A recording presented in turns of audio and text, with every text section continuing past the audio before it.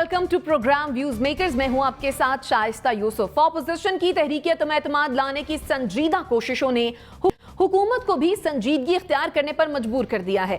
वजीर आजम इमरान खान ने तवील अरसे बाद अपने पुराने और देरीना साथी जहांगीर तरीन से टेलीफोनिक रब्ता किया है और उनकी सेहत से मुतालिक दरियाफ्त किया है। जहांगीर तरीन इस वक्त इलाज की गर्ज से लंदन में मौजूद हैं। दूसरी जानिब वजीर आजम इमरान खान ने चौधरी बरादरान को भी मनाने की कोशिशें शुरू कर दी हैं, जिसके लिए उन्होंने लाहौर का दौरा भी किया और अब से कुछ देर कबल उन्होंने उनसे मुलाकात भी की है। सवाल यह है कि क्या हुकूमती इक़दामात ऑपोजिशन की तहरीके अदम एतमाद नाकाम बनाने के लिए काफ़ी होंगे? इस पर डिस्कशन के लिए जो मेहमान हमारे साथ मौजूद हैं, तारुफ मैं आपसे करवा देती हूँ। हमें ज्वाइन किया है लेफ्टिनेंट जनरल अमजद शोएब साहब ने, नासिर बेग चुगताई साहब हमारे साथ मौजूद हैं, अंबर शमसी साहिबा ने हमें ज्वाइन किया है, नसीम सिद्दीकी साहब ने, और हमारे साथ मौजूद हैं मुजम्मिल सोहरवर्दी साहब भी। आप तमाम मेहमानों के वक्त का बेहद शुक्रिया। मुजम्मिल साहब, आपके शहर में बड़ी मेल मुलाकातें हो रही हैं, इत्तलात क्या हैं? 35 मिनट की जो ये मुलाकात थी, इसमें शिकवे शिकायतें दूर करने में कामयाब हो पाए होंगे खान साहब? देखिए, ये अजीब मुलाकात थी क्योंकि दोपहर तक चौधरियों को इस मुलाकात की कोई कंफर्मेशन नहीं थी। जब मैंने चेक किया, आप हिसाब लगाएं कि जो चौधरियों के वज़ीर हैं, चौधरी मोनस सलाई वफाकी काबीना में, वो गुजरात थे आज सारा दिन अपने हलके में, और वो भी इस मुलाकात में शरीक ना हो सके क्योंकि आखिरी लम्हे पे जब कंफर्मेशन आई तो वो इतनी जल्दी गुजरात से लाहौर नहीं पहुँच सकते थे। चौधरी परवेज़ लाई भी DHA में एक ताज़ियत के लिए गए हुए थे। जब उन्हें बताया गया कि वज़ीर आज़म आपके घर आना चाहती हैं, वो उस ताज़ियत से जल्दी वापस घर आए कि अब वज़ीर आज़म आना चाहती हैं, इयादत के लिए आना चाहती हैं तो मैं उनको मिल लूँ। इसलिए ये एक बहुत ही हैप-हैज़र्ड सी जल्दी में कोई बनाया गया एक मुलाकात का मंसूबा था वज़ीर आज़म की जानिब से। हालांकि उनका कल से खबरें थी कि वो लाहौर आ रहे हैं, और अगर बाकायदा प्लानिंग से की जाती तो मोनस सलाई भी मौजूद होते और चौधरी अपनी पूरी पार्टी के साथ भी मौजूद होते। इसीलिए इस मुलाकात के बाद कोई जॉइंट प्रेस टॉक नहीं हो सकी है। काफ़ी तवक्को की जा रही थी कि अगर वज़ीर आज़म मिलने आए हैं तो इसके बाद तो चौधरी वाज़ेह ऐलान कर देंगे कि अब हम किसी अदम एतमाद के साथ नहीं हैं और हम हुकूमत के साथ खड़े हैं, लेकिन ऐसा नहीं हो सका है। कोई वहाँ पूरा मीडिया मौजूद था, वज़ीर आज़म ने भी कोई बात नहीं की। अब वज़ीर आज़म के तर्जुमान फवाद चौधरी, वज़रा की एक फ़ौज साथ थी, उनमें से भी किसी ने बात नहीं की, और चौधरी ख़ानदान में से भी किसी ने बाहर आकर कोई बात नहीं की, जिससे ये लग रहा है कि बात कहीं दरमियान में है। आज इमरान खान के आने के बाद भी तय नहीं हो सकी। जैसे कि चौधरियों की अभी बात ऑपोजिशन से भी तय नहीं हो सकी, वैसे ही हुकूमत से भी तय नहीं हो सकी और दरमियान में है। इमरान खान साहब ने उनसे जो बात की है, शायद चौधरी उससे मुत्तफिक नहीं हुए आज, लिहाजा उन्होंने वाज़ेह ऐलान नहीं किया है कि वो किसी अदम एतमाद के साथ नहीं है। और अभी कल जब सिराजुल हक साहब से मिले हैं तो उससे जो खबरें बाहर आई हैं, उन्होंने कहा है कि हमने 3 शराइत शहबाज शरीफ को दी थी, शहबाज शरीफ ने उनका जवाब नहीं दिया अभी तक, उनके जवाब का इंतज़ार है।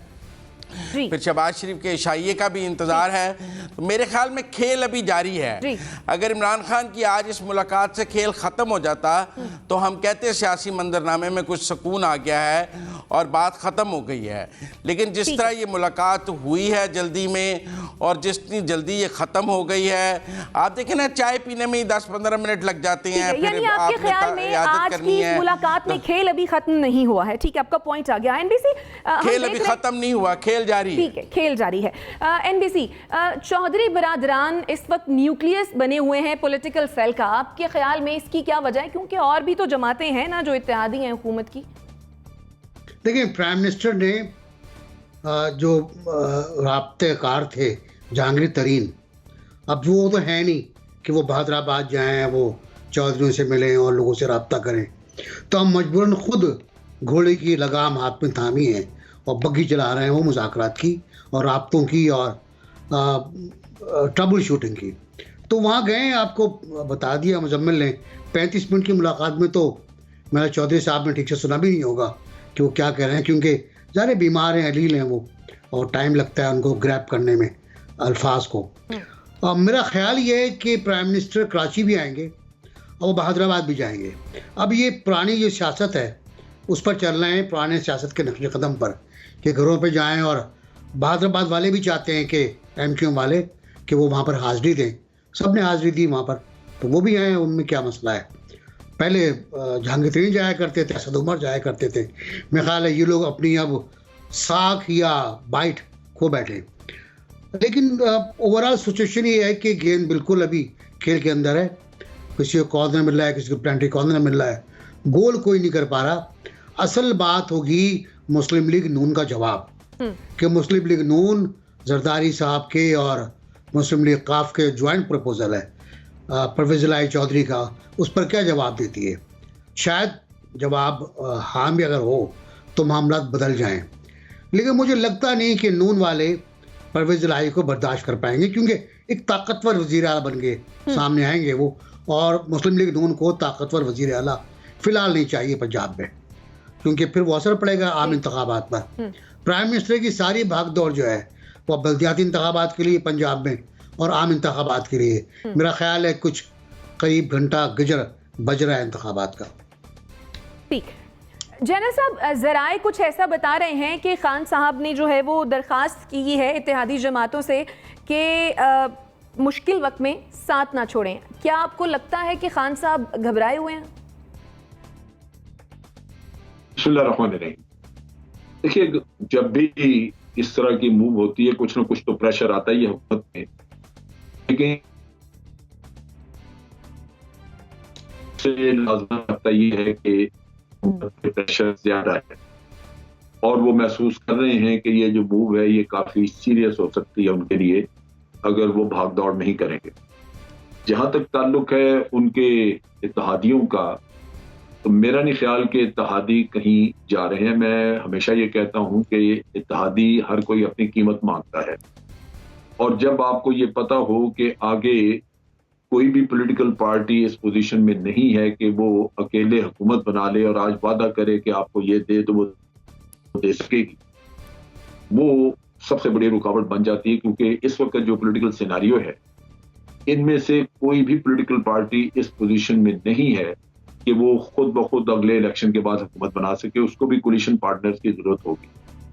और आज ये पूरा टेन्योर अगर इस्तेमाल कर लें तो ये कल फिर अपनी कीमत वसूल करने के लिए आगे होंगी। कोई भी पॉलिटिकल पीपल्स पार्टी आ जाए, पीटीआई आ जाए, पीएमएलएन आ जाए, जिस तरह की बटी हुई यहाँ पे सियासत है इस वक्त, ये कोलिशन पार्टनर दोनों एमक्यूएम भी और पीएमएलक्यू, ये दोनों दोबारा अपनी कीमत वसूल करेंगे। एमक्यूएम इसी स्ट्रेटेजी की वजह से हमेशा हर दौर में हुकूमत में रही।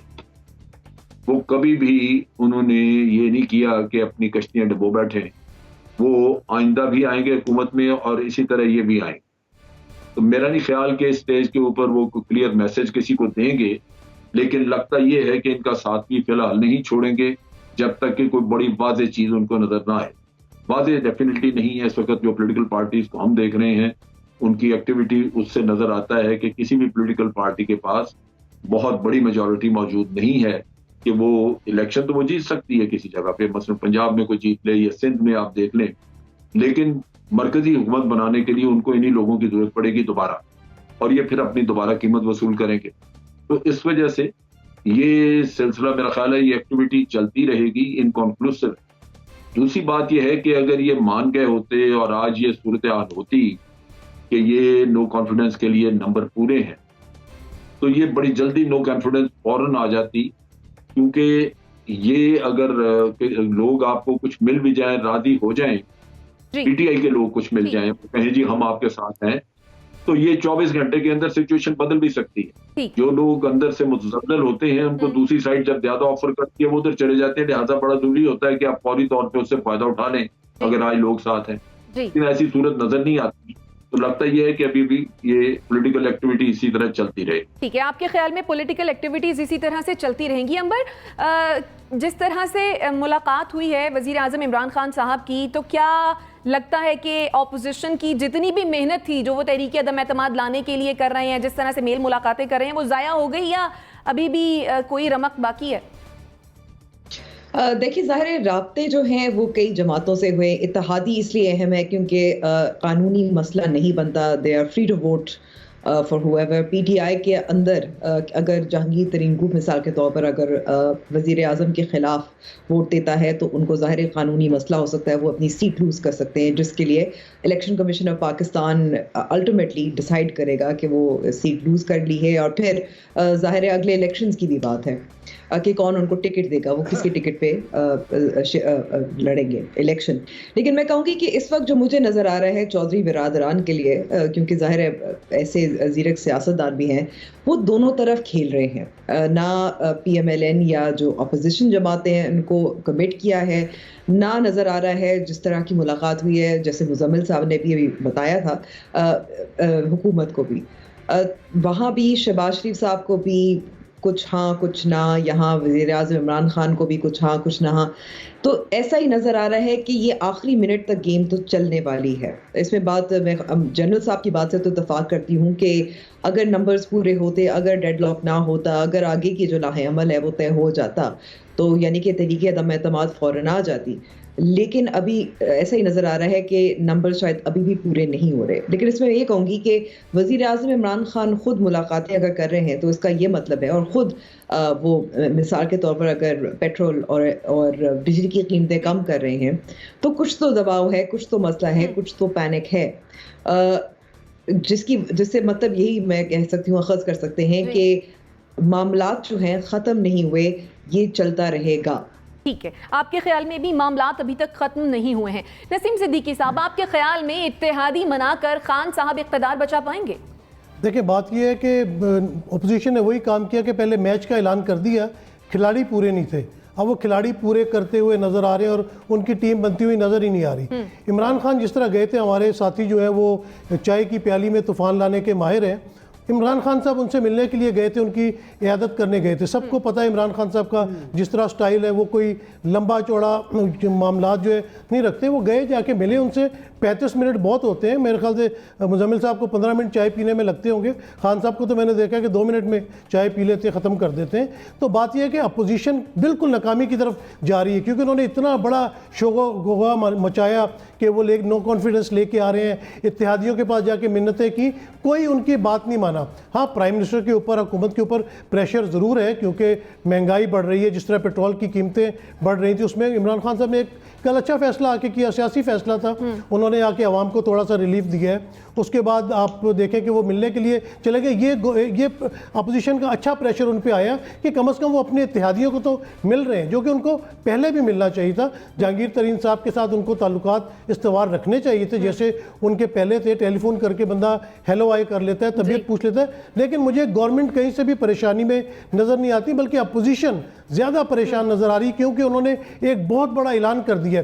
जिस तरह उनको इस्तीफ़े वाले मामले पे निदामत उठानी पड़ी थी, उस तरह उनको नोश्ता दीवार नज़र आ रहा है कि ये नो कॉन्फिडेंस वाले मामले में भी जो है उनको सुबकी होने वाली है। वो बयानात हर किस्म का दे रहे हैं, कोशिश उन्होंने सारी कर ली, लेकिन उनकी कोशिश कहीं पे भी कामयाब होती नज़र नहीं आ रही इस वक्त। सही। अच्छा, ये तो थे इत्तेहादियों के साथ मुलाकात की बात। अवामी रिलीफ की भी बात कर लेते हैं, क्योंकि वज़ीर आज़म इमरान खान साहब ने कौम से खिताब किया था कल, जिसके दौरान उन्होंने ये ऐलान किया था कि पेट्रोल और डीजल जो है वो 10-10 रुपये सस्ता हो जाएगा, और बिजली जो है वो भी फ़ी यूनिट 5 रुपये कमी का उन्होंने ऐलान किया। वज़ीर आज़म इमरान खान ने पेट्रोल, डीजल और बिजली की कीमतें आइंदा बजट तक ना बढ़ाने का भी ऐलान किया है। NBC, क्या लग रहा है कि मौजूदा सियासी माहौल में जो ये हुकूमत ने रिलीफ पैकेज दिया है, ये क्या सियासी था या फिर वाकई खान साहब ने आवाम का एहसास किया?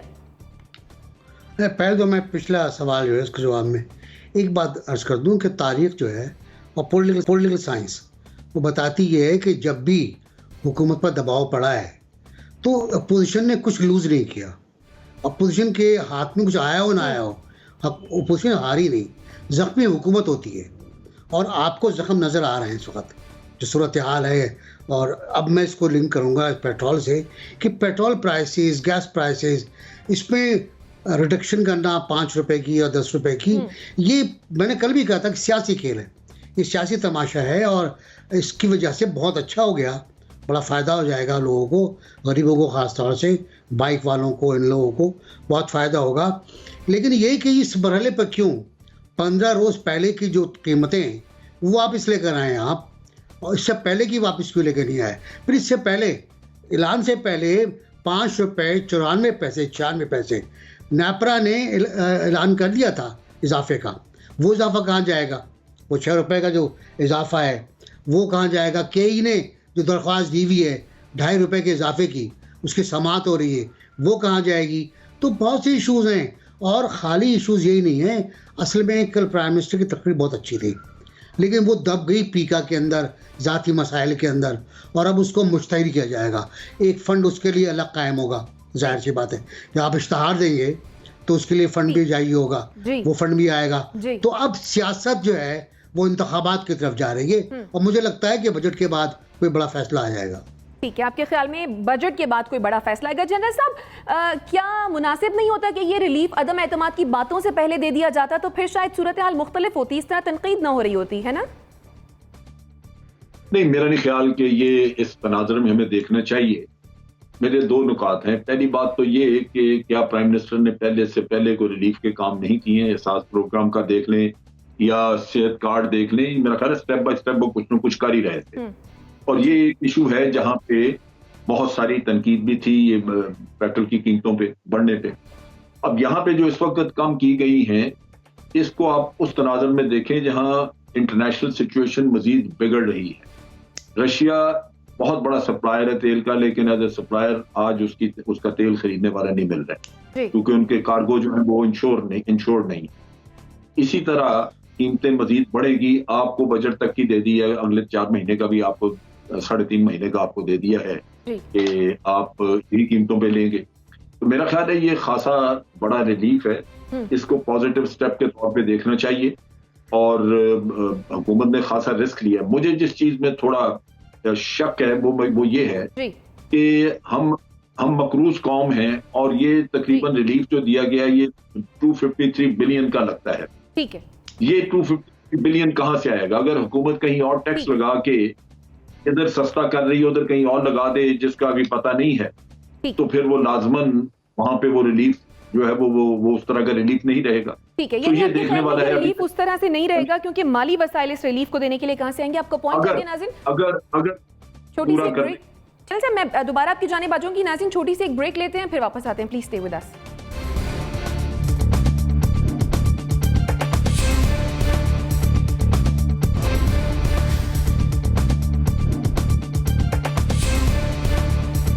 Welcome back after the break. Break पर जाने से पहले हम बात कर रहे थे कि मौजूदा सियासी माहौल में क्या हुकूमत रिलीफ पैकेज से सियासी फायदा हासिल कर सकेगी। एनबीसी आपको शायद करना चाह रहे थे।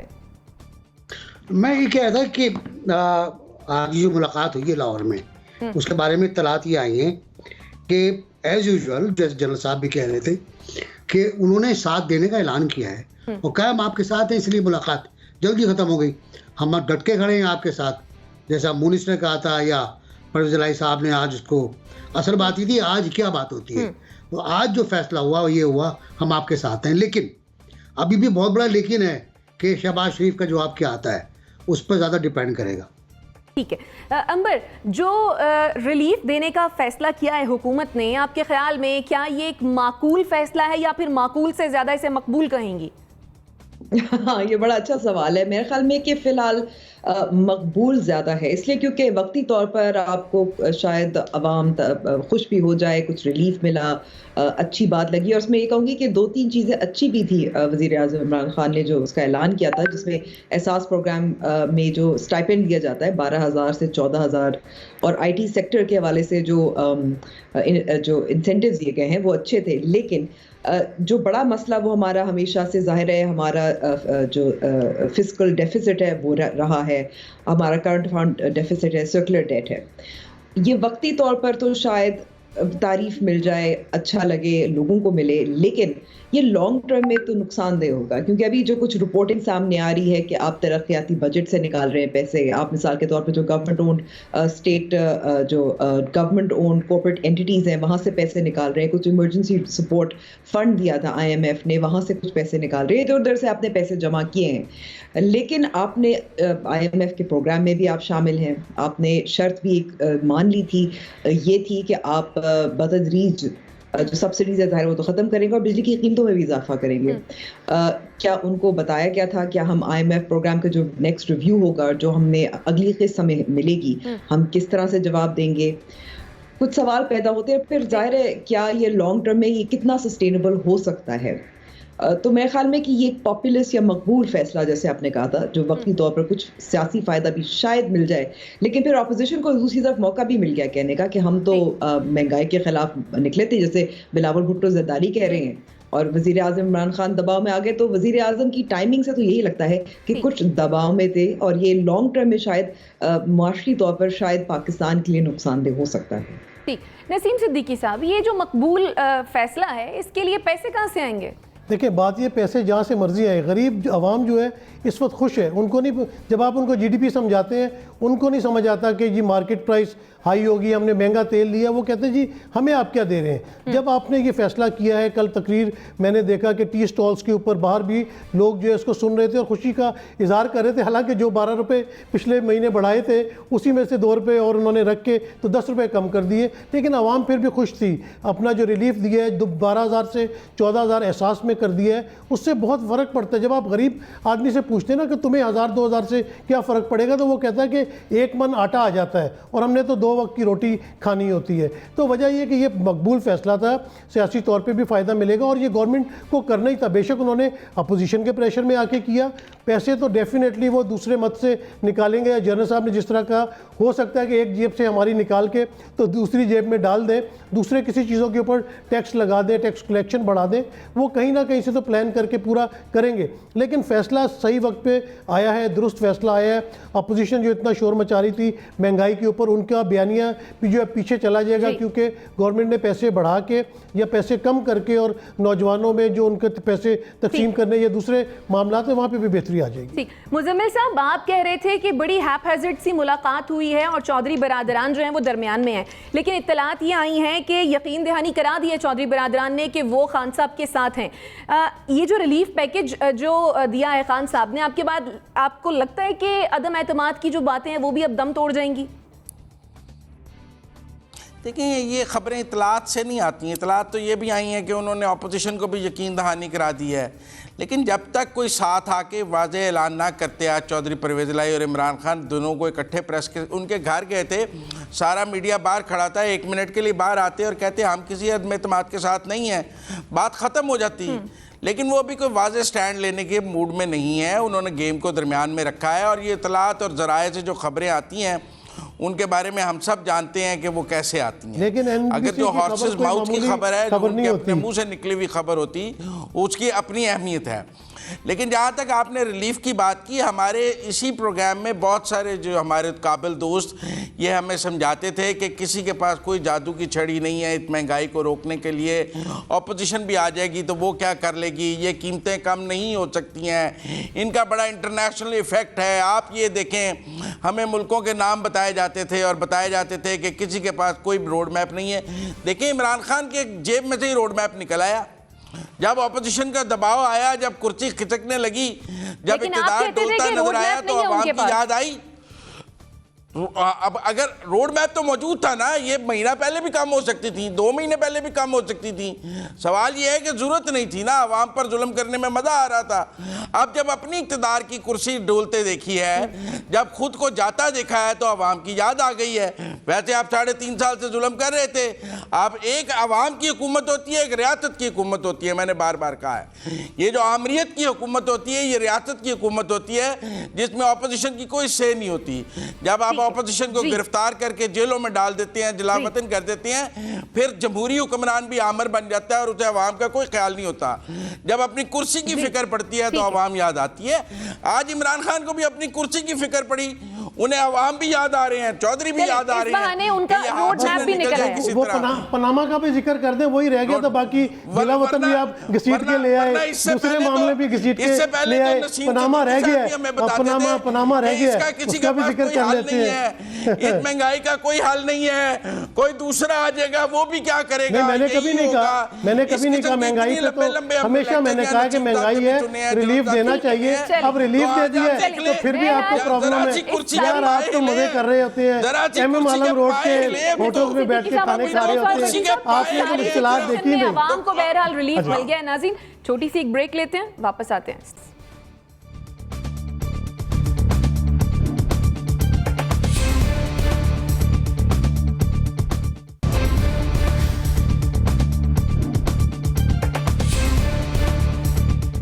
Welcome back after the break. रूस और यूक्रेन के दरमियान जारी जंग के हवाले से पाकिस्तान का अहम फैसला। पाकिस्तान बहरान पर तबादला ख्याल के लिए तलब किए गए अक़वाम मुत्तहिदा की जनरल असम्बली के इजलास में शिरकत नहीं करेगा। सिफारती ज़राए के मुताबिक पाकिस्तान ने इस मामले पर किसी की साइड ना लेने का फैसला किया है। सवाल यह है कि क्या पाकिस्तान का इस अहम बहस में हिस्सा ना लेने का फैसला दुरुस्त है? जनरल साहब, आपको लगता है कि हमने सही फैसला लिया है?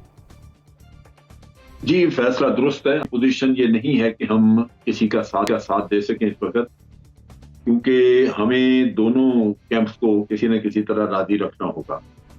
और रशिया के साथ हमारे ताल्लुकात नए हैं, बन रहे हैं। अभी इस स्टेज के ऊपर अगर उनको यही आप अगर इस तरह का उनके खिलाफ साइड ले लें तो ताल्लुकात खत्म हो जाएंगे। तो मेरा अपना अंदाजा है कि ये पॉलिसी हमें कुछ मुश्किलात तो लेके आएगी, लेकिन इन द लॉन्ग रन हमें ये पॉलिसी फायदा देगी, ये न्यूट्रलिटी की पॉलिसी। और फिर जो कभी साथ देना हो किसी का तो वो इंसाफ की बुनियाद पे भी आप कर सकते हैं। हमें ये देखना है कि क्या रशिया का जो हमला यूक्रेन पे हुआ, क्या दुनिया में यही एक जारियत हुई है? इससे पहले जो फलस्तीन पे हुई, कश्मीर में होती है या इराक वगैरह कहीं, उस पे किसी को कोई मलाल नहीं। तो इस वजह से मेरा ख्याल है बेहतर यही है कि हम खामोश रहें और एक तरफ रहें, इसमें इस झगड़े में ना पड़े तो बेहतर है हमारे। ठीक है, आपके ख्याल में ये फैसला दुरुस्त है। एनबीसी, क्या ये खारजा पॉलिसी हमारे मफाद में है? जाहिर सी बात है, आपका खित्ता जो है, अपना इलाका देखें, अपना एशिया देखें, दुनिया की आधी आबादी चीन में और भारत पे रहती है। वो दोनों एब्सटेंड कर रहे हैं, हर जगह से एब्सटेंड कर रहे हैं। वो हिंदुस्तान जिसके बहुत करीबी ताल्लुकात हैं अमेरिका से, वो अमेरिका के हक में वोट नहीं दे रहा, वो रूस के खिलाफ वोट नहीं दे रहा। अरब इमारात, आप अंदाज़ा लगाइए ना कि जिसकी वाही सप्लाई मिलिट्री हार्डवेयर की वो अमेरिका से है, F-35 वगैरह सब, वो अमेरिका की हिमायत नहीं कर पा रहा और ये रूस की हिमायत नहीं कर पा रहा, दोनों की। और न्यूट्रल, गैर वाबिस्ता है, बल्कि न्यूट्रल तो कोई लफ्ज़ ही नहीं है, गैर वाबिस्ता है। तो ये गैर वाबिस्ते की पॉलिसी आपको इख्तियार करना पड़ेगी, वरना आपको पूछने वाला कोई नहीं होगा, आप हर तरफ धुतकारे जाओगे। और ये देख कर ही गालिबन हमारे दफ्तर, क्योंकि दफ्तर खारजा हमारा इस वक्त घोटकी में है, लॉन्ग मार्च पर है सिंध के, और तो उसको तो पता ही नहीं है कि यूक्रेन में हमारे साथ क्या हो रहा है, हमारे बच्चों के साथ क्या हो रहा है। इसी में सूरत हाल में हुकूमत ने फैसला किया है कि वो चीन और भारत और अरब इमारात के नक्शे कदम पर चलेगी। ठीक, अंबर, इस फैसले से क्या पाकिस्तान और यूक्रेन के ताल्लुकात खराब नहीं होंगे? देखिए, इस वक्त कहना मुश्किल है। जाहिर है अगर यूक्रेन से हम कुछ मिलिट्री इक्विपमेंट भी हम इंपोर्ट करते आए हैं, व्हीट भी इंपोर्ट करते आए हैं। अभी रूस के साथ तो हमारी इब्तदाई इश्क है ना, अभी हमारे उनके साथ जो तिजारती अहदाफ है वो उस पर कोई हमारे पास ठोस टाइमलाइंस तो नहीं है, जिसकी वजह से मैं कहूँगी कि पाकिस्तान ने ये तो कहा है कि हम साइड नहीं ले रहे, और बिल्कुल दुरुस्त बात जैसे एनबीसी ने भी की, इसमें भारत भी शामिल है, इसमें चीन भी शामिल है, मुत्तहिद जो यूएई है वो भी शामिल है। लेकिन एक उसूल है, और मैं सिर्फ उसूल की बात करूंगी, प्रैक्टिकलिटी की मैं बात नहीं करूंगी। उसूल तो ये है, एक बड़ा मुल्क है, उसने एक छोटे मुल्क की सॉवरेनिटी की खिलाफ वर्जी की है, हमला किया है। तो पाकिस्तान ने अगर साइड नहीं ली, लेकिन एक तरह से साइड ले भी ली है कि हमने ये जाहिर किया है कि हम इसको खुली तौर पर मजम्मत नहीं कर सकते। यहाँ यूक्रेन के जो सफारत खाना है उन्होंने भी ये नोट किया है। तो जाहिर है हम अहमियत रूस को दे रहे हैं। मेरे ख्याल में इस अगर हम जंग की बात करें, और यूक्रेन को इतनी अहमियत नहीं दे रहे क्योंकि इब्तिदाई इश्क है उनके साथ। ठीक है, आपके ख्याल में रूस अभी इब्तिदाई इश्क है। सिद्दीकी साहब, आपके ख्याल में इस फैसले से कहीं हम खुद को तन्हा तो नहीं कर लेंगे? नहीं, देखें, जो मामला चल रहा है वो दो बड़ी ताकतों में चल रहा है, अमेरिका में और रशिया का। यूक्रेन उसमें एक छोटा मुल्क आ जाता है। तो हमने ये देखना है कि रशिया नाराज़ ना हो, अमेरिका नाराज़ ना हो, इसलिए हम न्यूट्रल बीच में रह रहे हैं। यूक्रेन के लिए तो पहले ही कह दिया गया कि कोई भी मामला जो है, जैसे हमेशा प्राइम मिनिस्टर इमरान खान ने कहा कि जंग जो है वो किसी भी मसाइल का हल नहीं है, जो भी बातचीत है वो बातचीत के ज़रिए मामला हल होना चाहिए। तो यूक्रेन के मामले पे एक उन्होंने कैटेगोरिकली अपना विजन दे दिया है कि ये टेबल के ऊपर बात होनी चाहिए। दूसरा, हम न्यूट्रल रहना बहुत ज़रूरी है, क्योंकि जिस तरह मारूजी हालात पाकिस्तान के चल रहे हैं, जिस तरह IMF के मामलात हैं, FATF के मामलात हैं, फिर रशिया के साथ जिस तरह अभी अंबर ने कहा कि हमारा नया नया मामलात शुरू हुए हैं, तो बड़ी समझदारी वाली बात है। वज़ीर ख़ारजा बेशक इस वक्त घोटकी में, लेकिन आपको पता है कि वजारत ख़ारजा के मामलात दूसरी तरफ से भी चलते हैं। तो ये सब रियासत ने मिल के फ़ैसला किया कि अभी हमें इस मामलात से बिल्कुल दूर रहना चाहिए, हम ना किसी की फेवर करेंगे ना किसी के ख़िलाफ़ जाएंगे। तो मेरे ख्याल से ये बरवक्त बहुत अच्छा फ़ैसला है जो कि पाकिस्तान के आने वाले दिनों में जो है वो फ़ायदेमंद साबित होगा। ठीक है, मुजम्मिल सोहरावर्दी साहब, इजलास में शिरकत ना करके हम क्या जाहिर कर रहे हैं कि हम न्यूट्रल हैं या फिर हम रशिया की साइड पर हैं? नहीं, हम रशिया की साइड पर हैं। देखें, ये ऐसी दिल के बहलाने को गालिब ये ख्याल अच्छा है कि हम न्यूट्रल हैं। न्यूट्रल कुछ नहीं होता।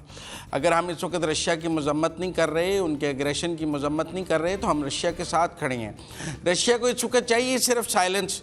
वो यही चाहता है कि उसने अपने सब दोस्तों को यही कहा है कि ख़िलाफ़ वोट ना डालें। अभी रशिया तो अपनी कोई करारदाद नहीं लाया जिसके हक़ में वोट डालना बड़ा ज़रूरी हो। अभी तो रशिया ने अपने सब दोस्तों से यही कहा है कि आप एब्सटेन करें और मेरे ख़िलाफ़ वोट मत डालें, और पाकिस्तान भी वही कर रहे हैं। तो हम रशिया के साथ खड़े हैं। हाँ, ये ज़रूर है कि इससे मगरब से फासले पैदा होंगे, और हमारे दोस्त कहते हैं अमेरिका की ग़ुलामी से निजात हासिल करनी चाहिए। उम्मीद है कि ये वोट ना डाल के हम वो ग़ुलामी से निजात हासिल कर लेंगे।